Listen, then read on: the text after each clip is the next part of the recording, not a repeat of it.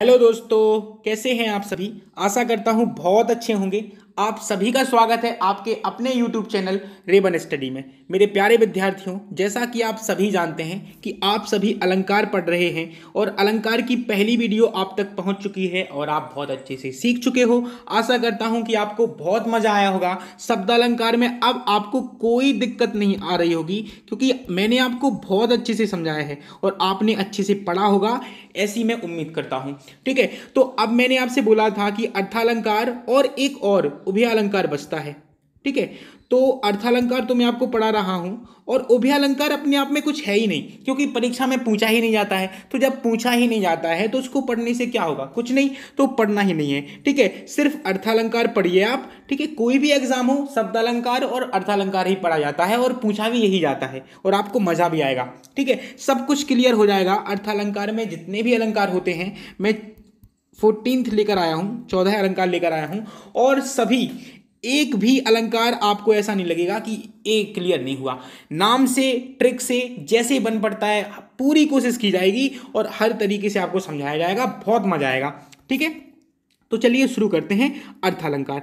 अर्थालंकार क्या होता है तो आप समझ चुके हो पहले ही, क्योंकि मैं आपको शब्दालंकार में बता चुका हूं कि शब्द के माध्यम से काव्य की शोभा बढ़ती है, वो शब्दालंकार।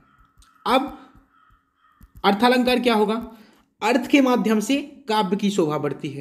पहले जो पंक्तियां लिखी होंगी उनका अर्थ निकालेंगे, अर्थ निकालने के बाद काव्य की शोभा किस प्रकार बढ़ रही है ये हम देखेंगे और वहां क्या होगा, अर्थालंकार। अर्थालंकार का कोई एक प्रकार होगा। ठीक है, तो अब आप सोच रहे हो कि गुरुजी ये तो बहुत कठिन हो जाएगा, अर्थ कैसे निकालेंगे पंक्तियों का। मेरे प्यारे भाइयों, मैं बैठा हूं ना, मैं पूरी कोशिश करूंगा आपको बहुत अच्छे से समझाने की। मैंने बहुत सुना है बच्चों को कि अलंकार में बहुत दिक्कत होती है गुरुजी, नहीं समझ में आता है, क्या कहता है कौन सा अलंकार। मैं कहता हूं आप ये वीडियो एक बार देख लीजिए, इसके बाद एक बार आपने जो नोट्स बनाए हैं उनको पढ़ लीजिए। ठीक है, आपको कभी अगर दिक्कत हो जाए तो आप मुझसे कहना, कमेंट करके बताइए कि आपको कितना मजा आया। ठीक है, वीडियो देखना है लास्ट तक, अंत तक देखना है, तभी मजा आएगा। चलो, तो इसमें कुछ शब्दकोश होता है, जैसे उपमेय, उपमान, वाचक शब्द, साधारण धर्म। वैसे तो ये उपमा अलंकार के लिए पढ़ाए जाते हैं, लेकिन मैं कहता हूं कि आप इनका प्रयोग सब में कीजिए, बहुत अच्छे से आपको समझ में आएगा। देखो, पहले समझते हैं कि उपमेय और उपमान होता क्या है। देखो, उपमेय क्या होता है, जो प्रस्तुत हो, जिसकी तुलना की जाए, जो प्रस्तुत हो और जिसकी क्या की जाए, तुलना की जाए। जैसे उदाहरण देखो, लिखा है कि चांद सा सुंदर मुख, तो यहां किसकी तुलना हो रही है, यहां तुलना हो रही है मुख की, मतलब मुंह की, कि मुख किसके जैसा है, चांद के जैसा है, क्या है, सुंदर है। तो ठीक है, तो उपमेय क्या होगा, जिसकी तुलना हो रही है, किसकी, मुख की, तो क्या हो गया, उपमेय। अब उपमान क्या होता है, उपमान से आप ऐसे समझ लिए, इसलिए समझ लीजिए कि भाई जिसका मान दे दिया गया, मान किसका दे दिया, चांद का, कि मुख को मान दे दिया गया कि भाई तू चंद्रमा के जैसा सुंदर है। तो जिस प्रसिद्ध व्यक्ति या वस्तु से तुलना की जाए वो क्या होगा, उपमान। तो मुख की तुलना किससे हो रही है, चांद से, तो क्या होगा ये, उपमान। बात समझ में आई। उपमेय क्या होता है, जिसकी तुलना की जाए, और उपमान क्या होता है, जिससे तुलना की जाए। बस आगे बात समझ में। अब गुरुजी वाचक शब्द क्या होता है, तो वाचक शब्द भी बता देता हूं। देखो, वह शब्द जो समानता बताने के लिए प्रयोग हुआ है। तो मेरे प्यारे भाइयों, आप मुझे इतना बताइए कि यहां पर तुलना, समानता बताने के लिए कौन सा शब्द प्रयोग किया गया है, तो देखो सा, सा, समान, तुल्य, ये सब वर्ड हैं, ये सब शब्द इसलिए प्रयोग किए जाते हैं कि समानता प्रकट की जाए। तो चांद सा मुख, मतलब चंद्रमा के समान मुख, तो क्या हो गया, ये वाचक शब्द हो गया। ठीक है, समानता बताने के लिए जो प्रयोग किया जाए वह वाचक शब्द। अब साधारण धर्म क्या होता है, तो साधारण धर्म होता है उपमेय व उपमान के एक समान गुण को कहते हैं। नई बात समझ में आई, अभी आएगी। देखो उदाहरण, भाई चांद सा मुख, ये तो ठीक है, अब सुंदर है। ठीक है, देखो क्या किया कि भाई तुलना भी कर दी, समान भी बता दिया और ये भी कह दिया कि इसलिए तुलना कर रहे हैं। क्यों कर रहे हैं, क्योंकि सुंदर है उतना, इसलिए। तो जो सुंदरता प्रकट हो रही है वो साधारण धर्म, इसकी वजह से हो रही है। तो उपमेय व उपमान के एक समान गुण को कहते हैं कि भाई जो गुण है वो क्या है? भाई चांद सा मुख तो है, लेकिन क्यों है? क्योंकि सुंदर है वो कितना, इसलिए। तो सुंदरता बता रही है कि भाई चांद सा सुंदर मुख है, तो साधारण धर्म क्या हो जाएगा? सुंदर। बात समझ में आ गई? क्लियर है? अगला लिखा है मैंने, क्या लिखा है कि पीपर पात सरिस मन डोला। पीपर पात सरिस मन डोला। भाई पीपल का जो पत्ता है ना, सरिस मतलब समान, क्या होता है? समान। मन डोला, मन क्या होता है? मन अपने अंदर होता है। डोलना मतलब हिलने लगता है या डांस करने लगता है या कुछ भी, जैसे पत्ते हिलते ना वैसे ही मन अपना हिल रहा है, कंपन कर रहा है। तो अब यहां क्या होगा बताइए? आपके सामने क्या प्रस्तुत है बताइए? पीपर पात मतलब पीपल के पत्ते को ही तो देख रहे हो आप मेरे भाई, मन को थोड़ी ना देख पाओगे, मन को देख ही नहीं सकते, नहीं देख सकते ना। तो पीपर का पात जो हो गया वो उपमेय हो गया मेरे प्यारे भाइयों, हो गया ना। अब सरिस या समान, भाई जो समानता प्रकट करें, जो शब्द या समानता बताने के लिए प्रयोग किया जाए वो क्या होते हैं? वाचक शब्द मेरे प्यारे भाइयों। बोलिए, क्लियर हो रहा है ना? भाई मन जो है, मन से तुलना कर दी कि मन भी तो ऐसे ही उछाल मारता है, ऐसे ही तो डोलता है, तो जिससे तुलना की जाए उसे क्या कहते हैं? उपमान मेरे प्यारे भाइयों। बताइए अब समझ में आ रहा है? आ रहा है कि नहीं आ रहा है? अब डोला, तो डोला देखो यहां सुंदरता जो हो रही थी कि भाई सुंदर है इसलिए तुलना की। यहां क्यों तुलना की? क्योंकि डोल रहा है इसलिए तुलना की। बोलो हाँ या ना भाई? बात समझ में आई? क्लियर है ना? यहां तक बात बिल्कुल अच्छी है, समझ में आ गई होगी। बस यही तो समझाना था। आगे बढ़ गए, आगे बढ़कर आ गए और यहां समझे कि भाई उपमा, रूपक और उत्प्रेक्षा, इनमें अंतर क्या है मेरे प्यारे भाइयों। बस यही समझना है। ए समझ गए ना तो समझ लो आपका कोई भी पेपर हो, क्योंकि ये सबसे ज्यादा पूछे जाने वाले अलंकार हैं, उपमा अलंकार, रूपक अलंकार और उत्प्रेक्षा अलंकार। और थोड़ा सा ही अंतर है, थोड़ा सा, बिल्कुल अभी बताऊंगा मैं आपको, मजा आ जाएगा। देखो क्या है कि भाई चंद्र सा मुख है, कि जो मुख है वो चंद्रमा के समान है, तुलना हो रही है। सा शब्द आ गया ना, ये तुलना प्रदर्शित करता है कि भाई तुलना हो रही है। ठीक है, तो चंद्र सा मुख है कि चंद्रमा के जैसा मुख है, तुलना हो रही है। उपमा दे दी, उपमा भाई उसके जैसा है तू, तो भाई क्या हो गया? उपमा, उपमा अलंकार हो गया। अब रूपक को क्या बोलेंगे? रूपक क्या होता है कि भाई यहां बोलते हैं कि चंद्र मुख है, यहां तुलना नहीं हो रही है। यहां क्या बोला कि भाई तेरा मुख चंद्रमा है, सीधा बोल ही दिया कि भाई चंद्रमा जैसा नहीं है, चंद्रमा ही है तेरा मुख, मुख चंद्रमा है। देखो बोला ना, मतलब तुलना ना हो, लेकिन बोला जाए कि भाई दूसरे आदमी को तो बोल रहे हैं ना, जैसे मुख को चंद्रमा बोल दिया सीधा, और यहां क्या कर रहे थे? मुख को चंद्रमा के जैसा बता रहे थे। ठीक है, तो यहां उपमा में क्या होता है? तुलना, और रूपक में समान बता दिया जाता है। ठीक है, उत्प्रेक्षा में क्या क्या होता है? भाई यहां लिखा है कि मानो चंद्र मुख हो, मानो चंद्र मुख हो, मानो चंद्र मुख हो। अब मेरे प्यारे भाइयों मुझे इतना बताओ कि मानो से क्या हो रहा है? मानो से आपको लग रहा है कि हो सकता है, हो सकता है कि चंद्रमा के जैसा मुख हो, मतलब चंद्र मुख हो, चंद्रमा का मुख हो, जो मुख है वो चंद्रमा हो। मानो, मान लिया कि मानो चंद्रमुख हो, जैसे मानते ना गणित में हम लोग मानते कि माना कि वह संख्या x हो, तो कौन सा अलंकार? उत्प्रेक्षा। ऐसे बताओ, मान लिया, अपने मन में मान लिया, उत्प्रेक्षा अलंकार हो गया। भाई बता दिया कि भाई तेरा मुख चंद्रमा है, तो रूपक अलंकार हो गया। उपमा में क्या हो गया कि तेरा मुख चंद्रमा के जैसा है, तो उपमा अलंकार हो गया। बताओ बात समझ में आ रही है कि नहीं? आ रही है ना? इसीलिए तो कहते हैं कि ऐसे पढ़ा जाता है। मजा आ गया ना? बस अब चलो आगे। अब पढ़ेंगे पहला उपमा अलंकार, बहुत ध्यान से और बहुत अच्छे से। जहां दो व्यक्तियों या वस्तुओं में अंतर होते हुए भी उनकी आकृति व गुण की समानता की जाए। देखो जैसे अभी पढ़ा ना हम लोगों ने कि चंद्र सा मुख है, भाई चंद्रमा और मुख में अंतर तो है, अलग अलग चीजें हैं, आकृति में भी अंतर है। भाई चंद्रमा कितना बड़ा, आदमी कितना छोटा, फिर भी तुलना हो रही है। ठीक है, गुण के आधार पर हो रही है ना, तो वही लिखाई परिभाषा में। ठीक है, तो वहां क्या होगा? उपमा अलंकार। उदाहरण से और अच्छे से समझ में आएगा। देखो फिर मैंने नीचे एक ट्रिक भी लिखी है, वो भी समझा देता हूं। सबसे पहले ट्रिक देख लो। ट्रिक क्या है कि जहां सा, सी, सम, तुल्य, सरिस, जैसा आदि वाचक शब्द आए वहां उपमा अलंकार हो गया। अब तो बहुत ही सरल हो गया, कुछ सीखना ही नहीं है। देखो, पीपर पात सरिस मंडोला, अभी पढ़ा ना आपने। सरिस देखो कहाँ लिखा है ना, सरिस मिल गया। अब भाई यहाँ तो उपमा होगा, ठीक है। मखमल से झूले पड़े हाथी सा मंडोला, भाई मखमल से झूले पड़े कि मखमल रख दिया तो बहुत लंबा सा ऊंचा सा हो जाएगा ना ढेर, तो भाई हाथी सा क्या हो गया, मंडोला नहीं, हाथी सा टीला, यहाँ टीला होगा, ठीक है। गलत लिख गया है थोड़ा, माफ कीजिए। या हाथी सा टीला। तो देखो आपको उससे क्या मतलब है, आपको तो ये देखना है सा है ना, अरे सा भी है, तब तो भाई उपमा हो गया, ठीक है। नील गगन सा शांत हृदय हो रहा, सा आ गया ना, उपमा अलंकार। कोटि कुल से सम बचन तुम्हारा, सम सम सम सम आ गया ना। सम क्या दर्शाता है, उपमा अलंकार। तो ये वाचक शब्द जो लिखे हैं, जहां सा, सी, सम, तुल्य, सरिस, जैसा, ये शब्द आ गए तो समझो क्या है, उपमा अलंकार। अब बताओ, कोई जरूरत है अर्थ निकालने की? बोलो ना मेरे भैया, है ही नहीं। जब है ही नहीं तो सीधा बोलो कि उपमा अलंकार है।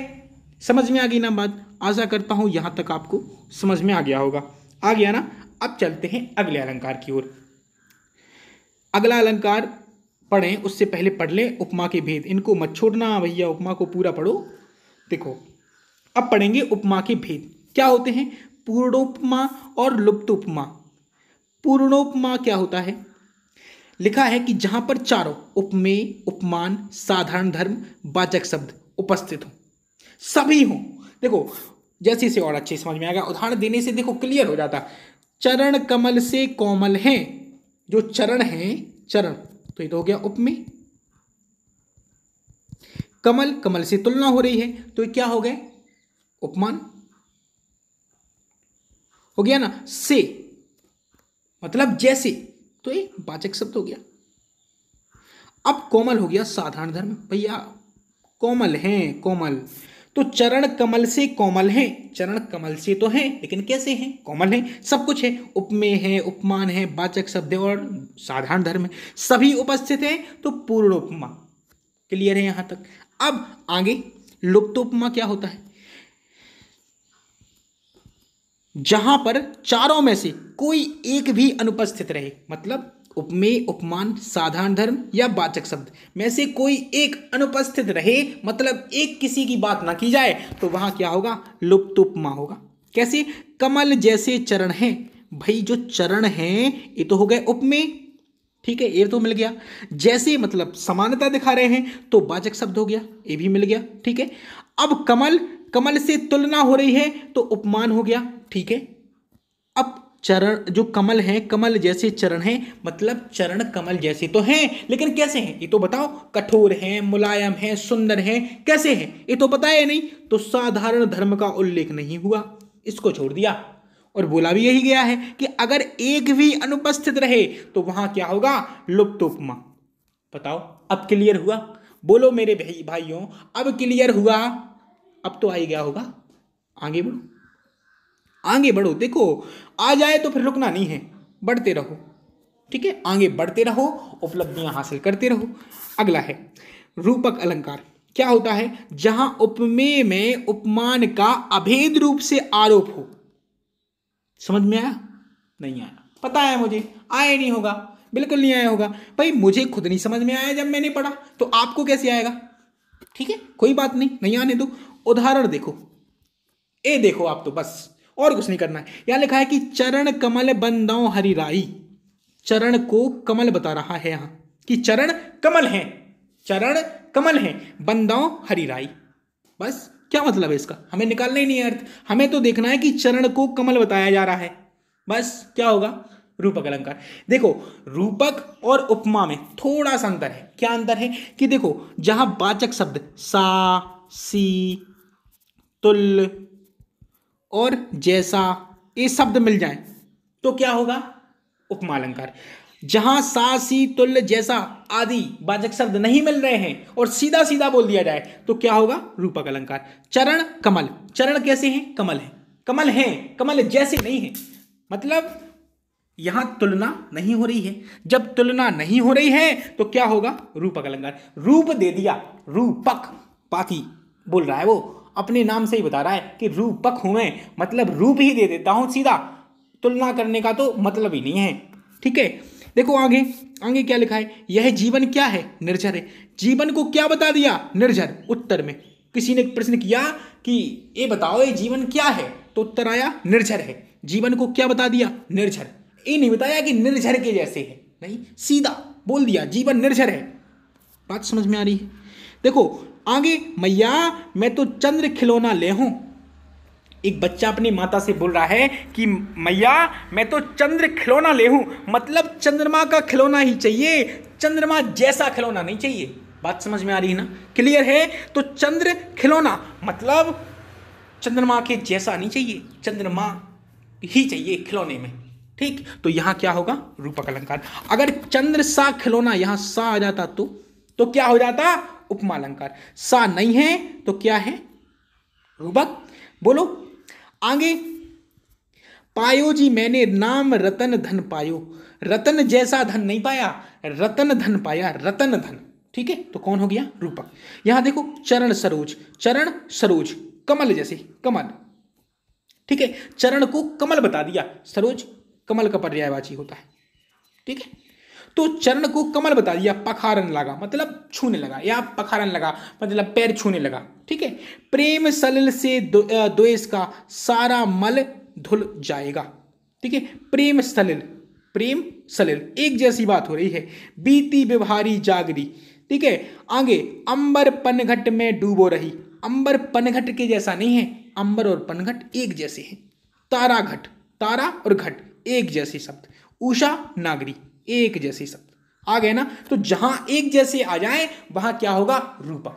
बस कुछ नहीं समझना है, और ज्यादा आप चक्कर में पड़ो ही नहीं। आप क्या करो, जो मैंने लिखवाए, देखो इसके कितने दिए मैंने, इसके 7 दिए, इसके दिए ना 7, 7 इसके दे दिए उदाहरण, और उपमा के कितने दिए थे, उसके भी 3-4 दिए हैं। ठीक है, तो आप दोनों को लिखो, लिख लो, उसमें से 2-4 लिख लो, इसमें से 2-4 लिख लो। लिखने के बाद देखो कि दोनों में अंतर क्या है। देखो है तो एक जैसे, बस उसमें वाचक शब्द आता है और इसमें नहीं आता है, बस हो गया काम। ऐसे ही याद कर पाओगे, बड़ा मजा आएगा, करके तो देखो, आराम से हो जाएगा। ठीक है, अब अगला क्या है? उत्प्रेक्ष अलंकार। उपमेय में उपमान की संभावना का वर्णन हो। भाई संभावना हो, संभावना कि हो सकता है ऐसा हो, मानो, मान लिया, मानो जैसे बोला था ना मैंने कि माना वह संख्या x है, मान लिया, संभावना है कि x है, लेकिन अंत में जब आप सवाल को लगाओगे तो x का मान तो निकलता है ना, कुछ निकलेगा ना। तो भाई संभावना थी कि x है, लेकिन निकल आया 24, कोई बात नहीं। ठीक है, अब देखो उदाहरण क्या है। सोहत ओढ़े पीत पट, श्याम सलोने गात, मानो नीलमणि शैल पर आतप पर्यो प्रभात। देखो मानो आ गया कि मान रहे हैं, यहां संभावना है, मानो ये दर्शा रहा है कि संभावना है, इसलिए कौन सा अलंकार होगा?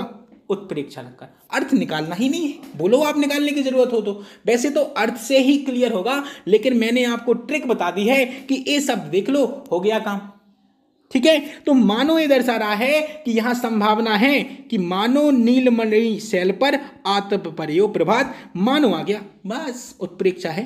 ट्रिक भी दी है मैंने, देखो ट्रिक दी है मैंने, अभी बताता हूं, ट्रिक दिखाता हूं आपको, मजा आ जाएगा। हर चीज की ट्रिक लाता हूं मैं ऐसे। ट्रिक क्या है भाई? वाचक शब्द मिलेंगे क्या? ज्यों, मानो, जानो, मनु, जनु, मनहु, जनहु, जान आदि का प्रयोग। देखो जान पड़ता है, जान आ गया ना, देखो जान है कि नहीं भाई। नेत्र बड़े बड़े हीरको में गोल नीलम है जड़े। आगे, पद्मावती सब सखी बुलाई, जनु फुलवारी सबे चली आई, जनु आ गया, देखो जनु है ना इसमें। उत्प्रेक्ष अलंकार। आशा करता हूं रूपक, उपमा और उत्प्रेक्षा बहुत अच्छे से समझ में आ गए होंगे। अभी भी क्लियर नहीं है तो आप तीनों उत्प्रेक्षा, उपमा और रूपक में से 2-2 उदाहरण लिख लो एक कॉपी पे, अभी तुरंत लिख के क्या करना है, बस देखना है कि क्या क्या अंतर है, थोड़ा सा अंतर है, और यही सबसे ज्यादा पूछे जाते। हो गया काम, बताओ। अब आगे आगे पढ़ेंगे अतिशयोक्ति अलंकार। अतिशयोक्ति क्या होता है? देखो अतिशयोक्ति उक्ति जो हम लोग कहते हैं ना उसमें अति हो जाए, मतलब इतना फेंक दिया कि आपका मुंह का खुला रह गया। अच्छा ऐसा भी हुआ था, आप सोच में पड़ गए। देखो बड़ा चढ़ा कर बात कहना, बड़ा चढ़ा के कह दी बात कि ऐसे हो गया था। देखो उदाहरण से और अच्छे से क्लियर होगा, मजा आ जाएगा आपको। क्या लिखा है कि हनुमान की पूंछ में लग ना पाई आग, लंका सगरी जल गई, गए निशाचर भाग। मतलब जो हनुमान जी थे उनकी पूंछ में आग तक नहीं लगी और उन्होंने पूरी लंका को जला दिया और राक्षस भाग भी गए। ऐसा हो सकता है क्या? आपका मुंह खुला का खुला रह गया। अच्छा ऐसा हुआ था। जब आपने पहली बार सुना होगा ना, ऐसे आपने पहली बार रामायण देखी होगी, तब तो आप जरूर सोच रहे होगे ऐसे कि अच्छा ऐसा भी हुआ था कि हनुमान जी की पूंछ भी नहीं जली और पूरी लंका जल गई। बताओ, देख लो आप, देख लो साकेत नगरी है यही, स्वर्ग से मिलने गगन में जा रही। भाई कोई नगर है, जैसे आप किसी नगर में रह रहे हो, कोई शहर है आपका, ठीक है, तो क्या वो ऐसा होगा कि उड़ जाए स्वर्ग में चला जाए? ऐसा हो सकता है क्या? अगर आपसे कोई कहे तो आपका मुंह खुला का खुला रह गया। बस अतिशयोक्ति अलंकार, मतलब आपको खुद ही लगेगा यार ये तो भाई बहुत ज्यादा हो गया।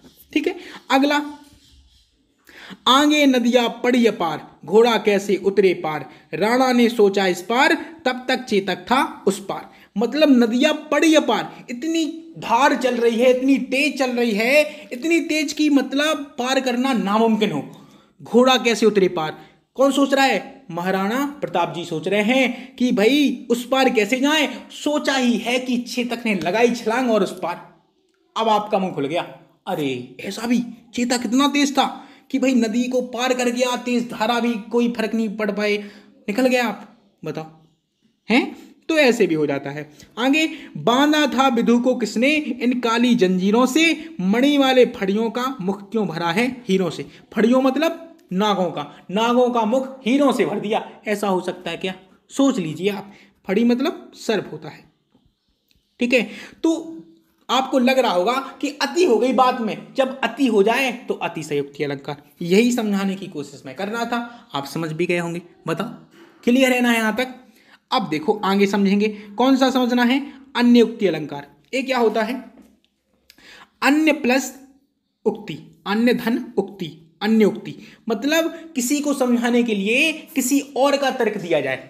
ठीक है, अर्थात किसी को कोई बात सीधे ना कहकर अप्रत्यक्ष रूप से कही जाए। कैसे? जैसे अभी कक्षा 10 का रिजल्ट आया है, हाल ही में आया है ना, तो जैसे आपने बोला पापा जी मेरे 60% बन गई, तो आपके पापा बोले कि बेटा शर्मा जी के बेटे ने 75% बनाई है। ठीक है, तो आपको ताना मार रहा है ना, ताना मार रहा है, उक्ति दे रहा है किसी और से कि भाई उसका भी तो देखो, उसका देखो 75% आया लड़का, तुम तो 60% पे रह गए। ऐसे समझ में आया? अभी और अच्छे से समझ में आएगा, उदाहरण देख लो, बहुत अच्छे से समझ में आएगा, आप भी कहोगे मजा आ गया। देखो, जिन दिन देखे वे कुसुम, गई सुबीती बहार। ठीक है, अब अली रही गुलाब में, अपत कटीली डार।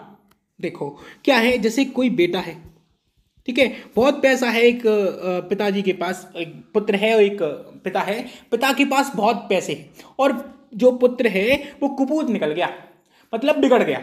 ठीक है, तो वो क्या बोल रहा है कि जिन दिन देखे वे कुसुम, गई सुबीती बहार, मतलब बहार चली गई। अब बहार चली गई, अब अली मतलब यहां भौरे को बोला गया है, अली रही गुलाब में, अपत कटीली डार। अब अली रही गुलाब में, अपत कटीली डार मतलब अब तो कांटे कांटे हैं, अब तो मेरा बेटा बिगड़ गया, अब तो कांटे कांटे हैं जीवन में, जो बहार थी वो तो चली गई।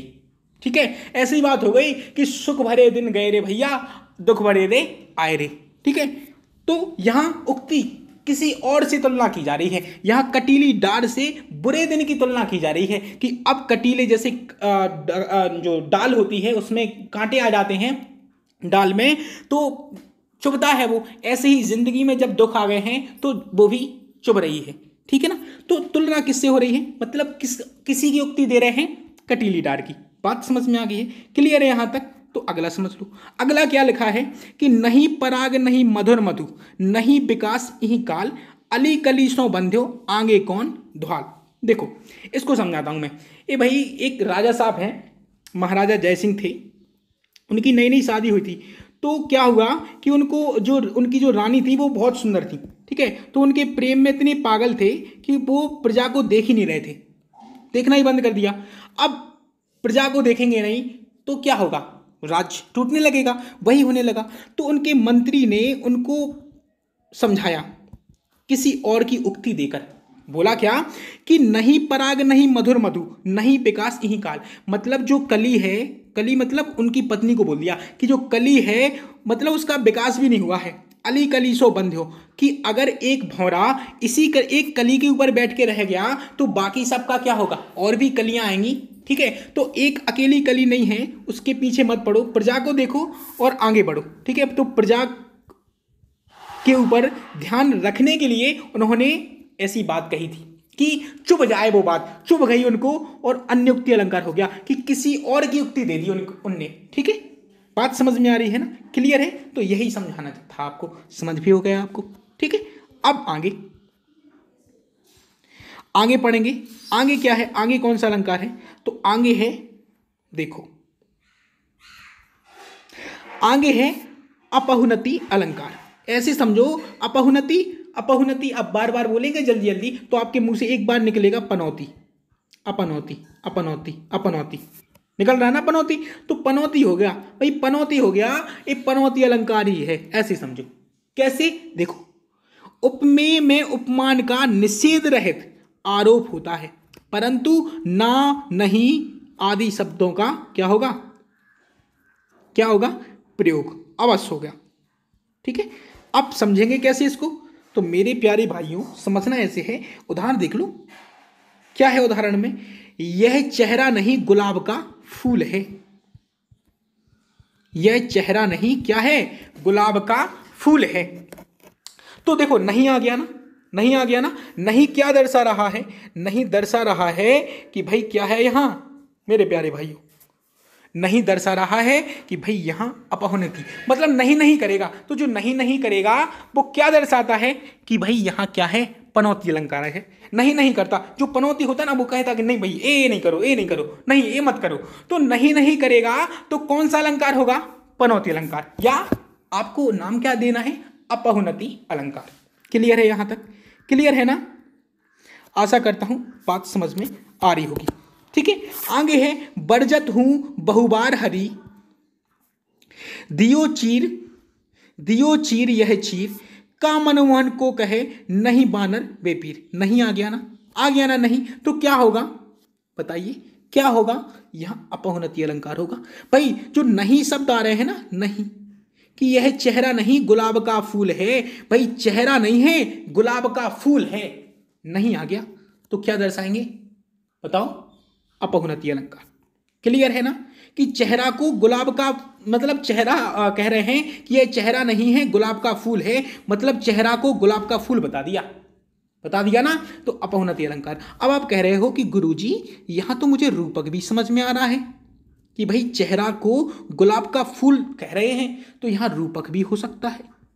मैं कहूंगा हाँ बिल्कुल हो सकता है कि भाई चेहरा को जब गुलाब का फूल कह दिया तो रूपक निश्चित तौर पर होगा। तो ऑप्शन में या तो अपहुनति अलंकार होगा या रूपक होगा, तो एक कोई आपको लगाना है। ठीक है, एक कोई होगा, या तो ये होगा या ये होगा। ठीक है। आगे व्यतिरेक अलंकार क्या होता है, उपमान की अपेक्षा उपमेय को श्रेष्ठ दिखाया जाता है। उपमान की अपेक्षा उपमेय को श्रेष्ठ दिखाया जाता है। भाई जिसकी तुलना की जा रही थी ना, जैसे मैंने बोला था कि चंद्र सा मुख है, तो मुख क्या था, उपमेय था ना, मुख उपमेय। तो अब मुख को चंद्रमा से श्रेष्ठ बता दिया।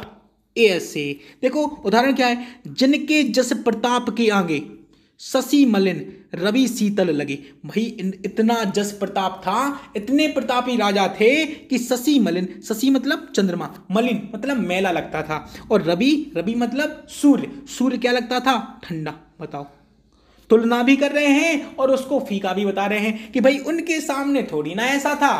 भाई जो चंद्रमा है वो मैला था उनके सामने, इतना जस प्रताप था उनका, इतने सुंदर थे वो, और रवि सूरज तो ठंडा हो गया, शीतल पड़ गया। ऐसे तो कौन सा अलंकार है, व्यतिरेक अलंकार। यहां भी उपमान की अपेक्षा उपमेय को श्रेष्ठ दिखाया गया है, तो व्यतिरेक अलंकार हो गया, खत्म काम। बताओ बात समझ में आ रही है ना। अगला अगला है मेरे प्यारे भाइयों संदेह अलंकार, जहां अंत तक शंका बनी रहे, आपको एंड तक ही समझ में ना आए कि ऐसा क्या हुआ था, मुझे तो कुछ समझ में नहीं आया, तुमने पूरी बात कह दी, ऐसे ऐसे आप ऐसे पूछने लगते हो। जैसे उदाहरण से और अच्छे समझ में आएगा, देखो विरह है अथवा वरदान। विरह मतलब कि श्राप है कि वरदान है। जैसे विज्ञान श्राप है कि अभिशाप है, क्या है, सॉरी, विज्ञान वरदान है या अभिशाप, यही है ना कि विज्ञान वरदान है या अभिशाप। तो आप अभी तक शंका में हो कि क्लियर नहीं हो रहा है कि या तो वरदान ही कह लो या अभिशाप ही कह लो, कुछ समझ ही नहीं आ रहा है। ठीक है, तो संदेह जो मतलब आपको संदेह में रखे, शंका में रखे, लास्ट तक आप पूरा वाक्य पढ़ लो फिर भी आप कहो कि यार क्लियर नहीं हो रहा है, तो संदेह अलंकार।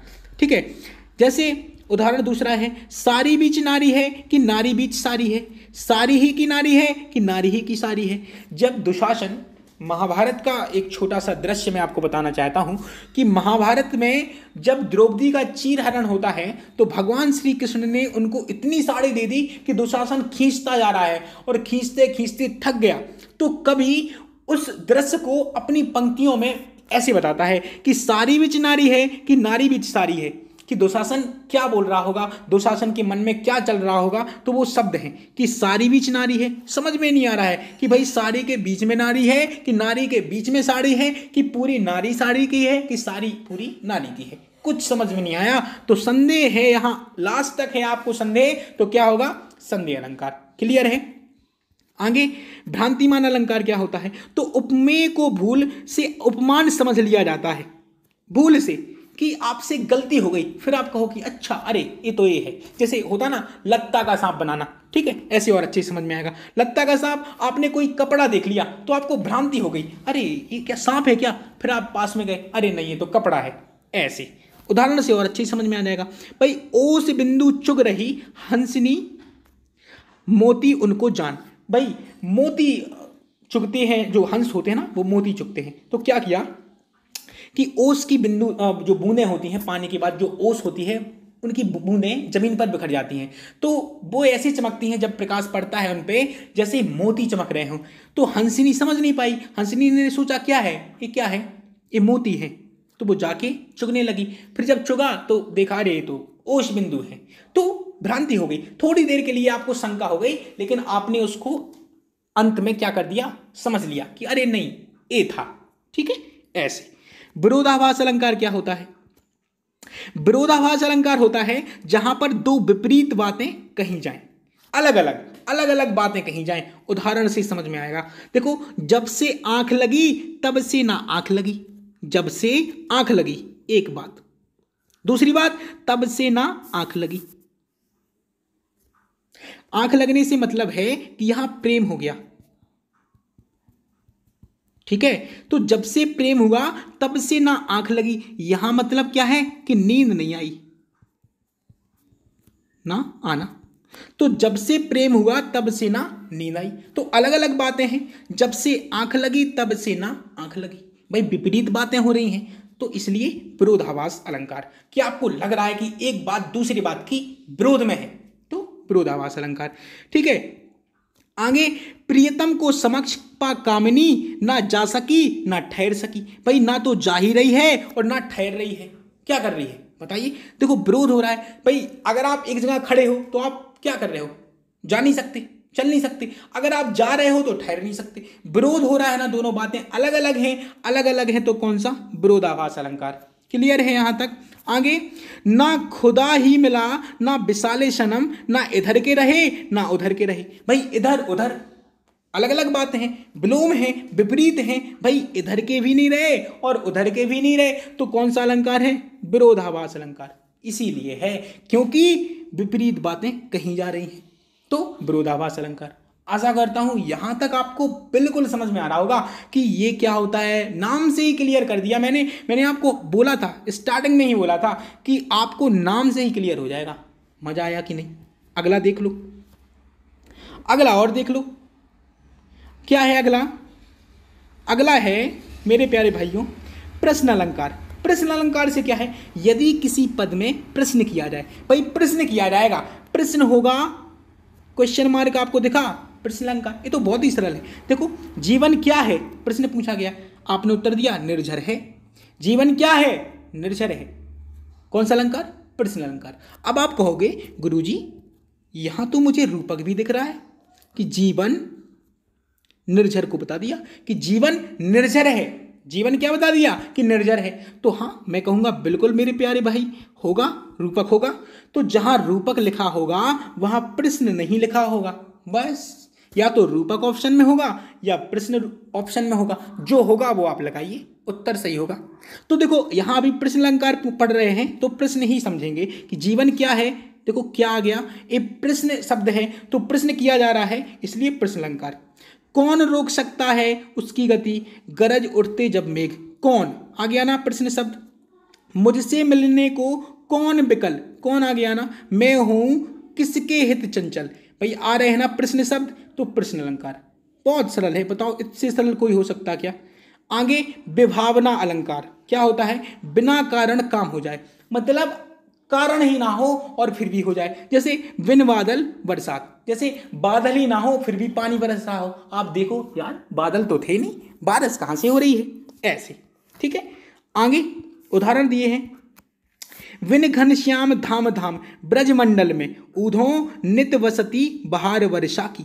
मतलब जो घनश्याम है, मतलब कृष्ण जी जब चले गए हैं वृंदावन से, गोकुल से चले गए हैं, तो बिन घनश्याम धाम धाम ब्रजमंडल में, मतलब ब्रजमंडल की गली गली में, ऊधों ऊधों से कह रही हैं गोपियां कि नित वसती बहार वर्षा की, यहाँ वर्षा की बहार आती है। बहार मतलब सुख ही सुख है, क्योंकि सुख के कारण ही श्री कृष्ण थे गोपियों के। अब वो ही चले गए हैं और फिर भी सुख है।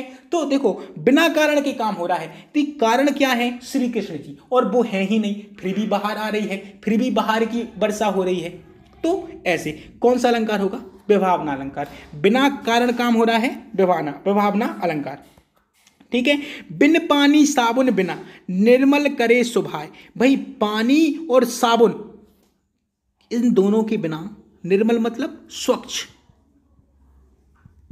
कैसे स्वच्छ करोगे अपने आप को? भाई मैं आपसे कहूं कि जाओ आप स्वच्छ हो जाओ, तो आप क्या करोगे? भाई पानी लोगे, साबुन लोगे, नहाओगे या हाथ मुंह धो लोगे, यही करोगे ना स्वच्छ होने के लिए। और मैं आपसे कहूं कि ना तो पानी है ना साबुन है, जाओ स्वच्छ हो जाओ, तो हो जाओगे क्या?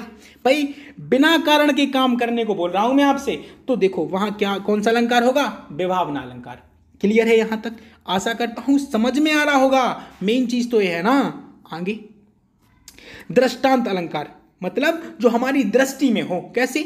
जब किसी कही गई बात को सिद्ध करने के लिए प्रमाणिकता के तौर पर दूसरी बात कही जाए। जैसे आपने कोई बात कही, 4 लोग खड़े हैं, आपने एक बात कही और वो लोग यकीन नहीं कर रहे हैं, तो आप कहोगे कि रुको प्रमाण देता हूं, मेरे पास फैक्ट है, ऐसी बात है।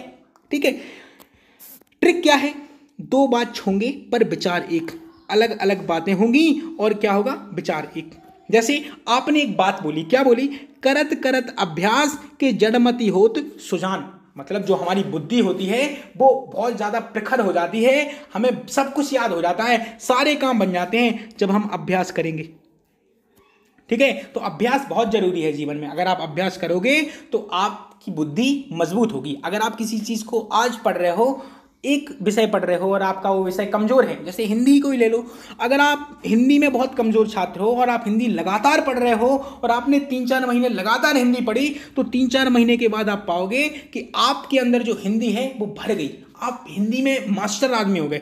ठीक है ना? तो ये आपने बात रखी, तो अब कोई यकीन नहीं कर रहा है, तो आपने क्या दिया? आपने प्रमाणिकता दी। क्या दी? रसरी आवत जात ही सिल पर पड़त निशान। आपने दिया, क्या प्रमाण दिया कि भाई जब अब हम लोग पनघट पर रस्सी से पानी खींचते हैं, तो जो खींचते हैं ना, जिसपे पत्थर से खींचते हैं, पत्थर पर रस्सी डाल देते हैं और खींचते रहते हैं, तो रस्सी घिसने की वजह से उस पत्थर पर क्या पड़ जाता है? निशान पड़ जाता है।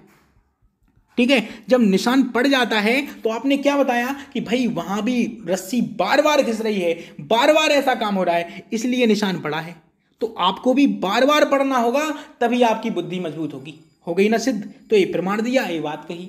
ऐसे अगली बात, मनुष्य जन्म दुर्लभ है होए ना दूजी बार। ये बात कही आपने, 4 लोगों को फिर से यकीन नहीं कि भाई मनुष्य जन्म दुर्लभ क्यों है। ये तो फिर से भी हो जाएगा। आप कह रहे हो कि भाई दूसरी बार नहीं होता, अब प्रमाण चाहिए, तो प्रमाण दो। प्रमाण क्या है? पका फल जो गिरी बहुरी ना लागे डार। भाई पका हुआ जो फल है जो एक बार गिर गया पेड़ से नीचे, फिर वो वापस आप नहीं लगा सकते। किस पर? पेड़ की डाली पर। तो ये प्रमाण दे दिया आपने। सब लोग चुप हो गई ना, बात क्लियर? तो यहां कौन सा अलंकार होगा? दृष्टांत अलंकार। ठीक है, कि प्रमाणिकता के तौर पर बात कही जाए। ठीक है, और दो बात होंगे, ये तो क्लियर है। विचार एक होगा, मतलब दोनों दो बातें कही जाएंगी और विचार एक ही होंगे। कौन सा अलंकार? दृष्टांत अलंकार। आशा करता हूं उदाहरण से आपको समझ में आ गया होगा। अब एक आखिरी और पढ़ लो और बस हो गया काम। मानवीकरण अलंकार, जहां निर्जीव वस्तु या प्रकृति की तुलना मानवीय गुणों से की जाए, कहां होगा? मानवीकरण अलंकार होगा। भाई उदाहरण क्या है? आए बसंत महंत, मतलब बसंत ये क्या है? ये प्राकृतिक रूप है, ये प्राकृतिक है। क्यों है? क्योंकि बसंत एक ऋतु होती है जो गर्मी के बाद आती है। तो जब गर्मी के बाद, क्योंकि आप गर्मी बहुत ज़्यादा झेल रहे होते हो और फिर बसंत ऋतु आती है, तो बसंत ऋतु में ठंडक आ जाती है, तो अच्छा लगने लगता है, तो आपको अच्छा लगता है। ठीक है, तो आए बसंत महंत। अब महंत क्या है? महंत जी जैसे साधु महात्मा हो गए। अभी तो नहीं बोल रहा हूं, पहले जब साधु महात्मा आते थे तो घर में बहुत मतलब मैं आपको बताऊं बहुत खुशियां बांटी जाती थी, सबको खुशी होती थी। अब तो नहीं कह सकते, क्योंकि अब तो साधु महात्मा भी अच्छे नहीं रहे, तो अब नहीं कह सकते कि भाई बसंत की ऋतु के जैसे हैं। तो महंत लोग जो होते थे ये आते थे तो घर में खुशियाँ आती थी, खुशियाँ भरपूर लेकर आते थे साधु महात्मा।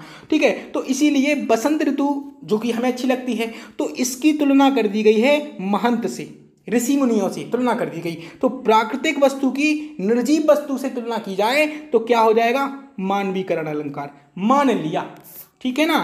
आगे देखो, मेघमय आसमान से उतर रही है संध्या सुंदरी परी सी धीरे धीरे धीरे। भाई मेघमय आसमान से, जो आसमान है, आसमान मेघमय मतलब पानी बरस रहा है, और शाम उतर रही है संध्या सुंदरी परी सी। देखो सुंदरी परी मतलब मानवीय गुण से कर दी ना तुलना, मानवीय गुण से। सुंदरी परी वो तो इंसान ही होगा, तो उससे तुलना कर दी है, तो क्या होगा? मानवीकरण अलंकार। अब यहां सी भी आ गया, देखो लिखा है सुंदरी परी सी, तो सा सी तुलना हो रही है। तो यहां आप कहोगे गुरुजी उपमा अलंकार भी हो सकता है, तो मैं कहूंगा बिल्कुल हो सकता है। तो अब यही बात आती है कि जहां मानवीकरण अलंकार लिखा होगा वहां उपमा अलंकार नहीं होगा। ऑप्शन में, अगर ऑप्शन में उपमा अलंकार है तो आप उपमा लगा दो, नहीं तो मानवीकरण तो लगाना ही है। ठीक है ना, बात समझ में आ गई। आशा करता हूं अलंकार आपको बहुत अच्छे से समझ में आ गए होंगे, कोई दिक्कत नहीं होनी चाहिए अलंकार में। आप दोनों वीडियो को एक साथ देख लो, नोट्स बना लो और इसके बाद प्रैक्टिस करो, तभी आपको क्लियर होगा। क्योंकि मैंने अभी आपको क्या बताया कि करत करत अभ्यास कि जड़मति होत सुजान। जब तक आप मेहनत करोगे, बार बार अभ्यास करोगे, तभी आपकी बुद्धि मजबूत होगी और आपको बहुत अच्छे से समझ में आएगा। ठीक है ना, तो बस यही समझाना था आपको। और आप रस, छंद, अलंकार, संधि, समास, वर्णमाला इतना आप हिंदी में पढ़ चुके हैं, अब ना के बराबर चीज़ें बची हैं। ठीक है, वो भी मैं आपको धीरे धीरे सब कुछ पढ़ा दूंगा और हिंदी आपकी हो गई कंप्लीट। इसके बाद आपको मॉक टेस्ट दिए जाएंगे और उसमें आप नंबर लाइए, क्योंकि पढ़ आपने सब कुछ लिया है, इससे बाहर कुछ आता ही नहीं है। कोई भी एग्जाम दे के देख लीजिए। ठीक है, तो अब ज़्यादा बातें नहीं करनी है, चलते हैं, फिर मुलाकात होगी अगली वीडियो में। तब तक के लिए नमस्कार।